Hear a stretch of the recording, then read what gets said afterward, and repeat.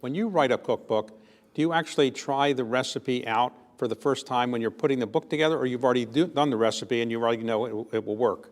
Well, I don't really follow the recipe.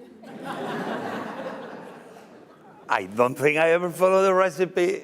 That's why I always say I'm not a good chef. I'm a good cook, but I'm not a chef.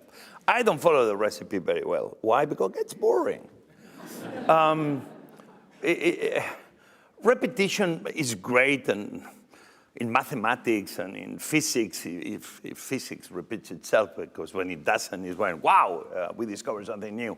But in cooking, you have a lot of margin of error, but also a lot of margin for creativity.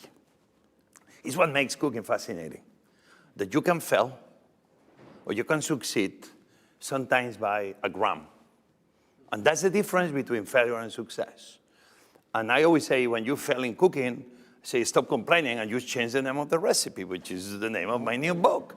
You celebrate, oh my God, I burned the potatoes. Like, stop complaining, and you say, do you like my burned potatoes I made today?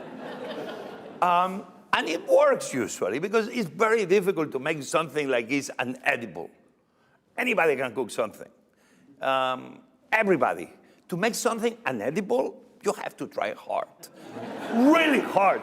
It's few people that do it, and those are heroes in my book. That's why I tell them, don't get close to the kitchen. Those are the people I put peeling the blueberries at the end. Yeah, I have people, I say, you go peel the blueberries. That's the people you don't want near your kitchen. Therefore, I don't know what you asked me, but this is my answer. What you asked me, but that's my question. Well, let me ask you, sometimes I've seen, you read a recipe, it says a quarter ounce of this or so much of that, but then I see the TV show, the person who's the chef on a TV show is just throwing in stuff, not measuring it, so it's just kind of a feel for how much you put in. Only if you are Martha Stewart, you measure everything. Martha Stewart is so precise. Believe me, I know. I hope you watch my show on NBC, Yes Chef, with her. But before, I remember one time I was cooking with Martha Stewart, and I was like, but how many teaspoons? I'm like, I don't know, 2 teaspoons and shit. But you put 3 cups already. I'm like, well, who cares? It's alcohol. Evaporates. So yeah, listen, for home cooks, precision is important.